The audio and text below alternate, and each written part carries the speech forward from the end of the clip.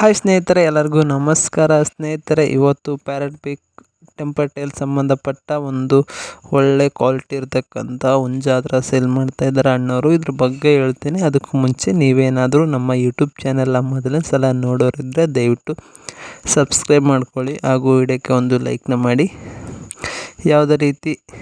ಯಾವುದೇ ಪ್ರಾಣಿ ಆಗಿರ್ಬೋದು, ನೀವೇನಾದರೂ ಸೇಲ್ ಮಾಡಬೇಕು ಅಂದ್ಕೊಂಡ್ರೆ ಸ್ಕ್ರೀನ್ ಮೇಲೆ ನಮ್ಮ ವಾಟ್ಸಪ್ ನಂಬರ್ ಇರುತ್ತೆ. ಆ ನಂಬರ್ಗೆ ಫೋಟೋ ಮತ್ತು 1 ನಿಮಿಷದ ವೀಡಿಯೋ ಕಳಿಸಿದ್ರೆ ನಾವು ಯೂಟ್ಯೂಬಲ್ಲಿ ಹಾಕಿ ನಿಮ್ಮ ಕೋಳಿನ ಸೇಲ್ ಮಾಡಿಕೊಡ್ತೀವಿ ಸ್ನೇಹಿತರೆ.